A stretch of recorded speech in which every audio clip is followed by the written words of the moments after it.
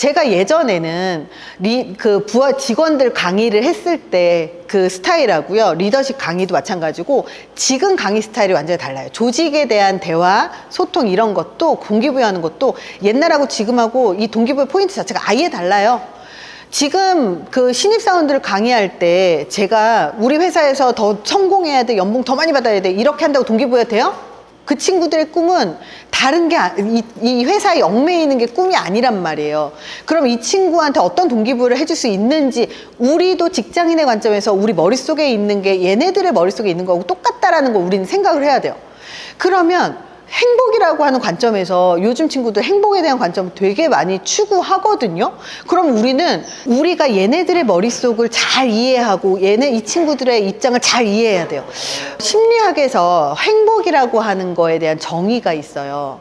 행복의 정의가 두 가지가 있는데요. 하나는 자기실현적인 행복, 하나는 쾌락주의적인 행복이에요.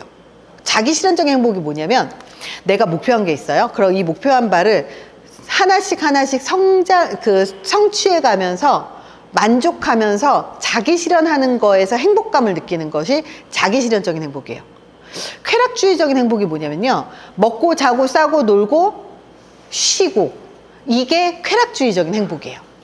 근데 우리가 너무 일을 하다 보니까 쾌락주의적인 행복이 행복이라고 착각을 하는 거죠. 근데 사실은 이 심리학이 되게 재미있는 게 확실하게 근거가 없으면 심리학 논문으로 잘 안 나와요. 그래서 자기 실현적인 행복과 쾌락주의적인 행복이 같이 결합이 돼 있어야 되거든요. 이 두 가지가 같이 있어야 돼요. 근데 위로 계속 올라갈수록 워라밸이 있어요, 없어요?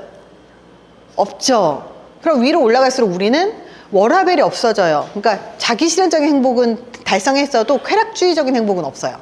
저도 정말 일만 하다가 어느 날 메르스가 터지고 나서 한 3개월 딱 멈췄는데요. 10년 동안을 다시 되짚어 봤어요. 일밖에 안 했거든요. 정말 아침에 눈 떠서 눈 감을 때까지 정말 아침에 6시에 일어나가지고 강의 9시간 하고 지방에서 올라오면 8시에 와서 직원들 피드백 해주고 나면 직원들 10시에 퇴근하고 새벽 2시까지 글 쓰다가 퇴근하고, 그러고 나서 아침에 6시에 또 그러고, 그거를 10년을 하잖아요. 그러면 사람이 피폐해집니다. 머릿속에 기억이 하나도 없어요. 그게 습관이 안 돼 있으면. 그래서 그렇게 살다가 메르스를 딱 맞고 나니까요, 우울증이 확 오고, 진짜 우울증 오고 10년 동안 내 기억이 완전 사라져요. 그런 경험 해보신 적 있죠? 있죠? 아마 있을 겁니다. 없어요? 그럼 은퇴 후에 경험하실 거예요. 진짜 준비하셔야 돼요. 어찌됐든 간에 머릿속에 기억 남는 건 일하는 거밖에 기억이 안 남는다는 거예요. 일을 맨날 하잖아요. 기억 남는 거 하나도 없을 거예요. 근데 중요한 건 뭐냐면, 우리 리더가 컨디션 관리 못 하잖아요. 그러면 어떻게 되죠? 그 고스란히 조직한테 다가요. 내가 팀장이면 팀한테 고스란히 다가요. 내가 컨디션 관리 안 돼서 잠을 못 잤어요. 그러면 잠 못 자면 짜증이 되게 많이 들거든요. 화가 되게 많아지거든요. 화가 되게 많아지면요, 조직은 무기력해집니다. 왜? 리더가 맨날 화나 있는데 뭘 갖다 줄 거예요? 아무것도 못 하거든요. 그래서 리더의 감정 관리, 컨디션 관리도 사실 리더십이에요. 요거를 모르시는 분들 너무 많아요. 그래서 직원들도 사실 행복하게 직장 다니고 싶어요. 저희 직원이 이제 오면서 되게 능력 있는 직원인데, 이 친구가 오면서 내가 물어봤어요. 거기에서 진짜 월급을 3-4천만 원씩 받는데 실제로 받아요? 근데 3-4천만 원씩 받는 친구가 왜 연봉 깎여서, 월급 깎여서 저희 회사에서는 1,500만 원, 2천만 원밖에 못 가져가요. 아직 신생이라서. 근데 왜 왔니? 그랬더니 하는 얘기가, 이 기존에 있었던 회사에 대표가 있는데 자기가 매출을 잘하니까 자기한테 말 한마디 안 한대요.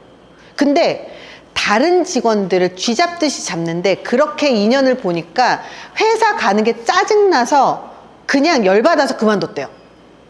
근데 능력 있는 직원 그만두면 누구 손해예요? 우리 손해예요. 왜냐하면 그런 직원 하나 빠져나가잖아요. 그럼 그 똥 누가 치워요? 무조건 리더가 치웁니다. 사람을 채용하던, 야근을 하던, 일을 하던. 그래서 이 직원들의 생각을 자꾸 알아야 된다는 거예요. 이 친구들은 일을 편하게 하고 싶은 게 아니라 행복하게 하고 싶어요. 그럼 얘네들의 행복이 뭔지를 봐야 돼요. 그게 리더십의 시작이에요. 그게 동기부여의 시작이에요.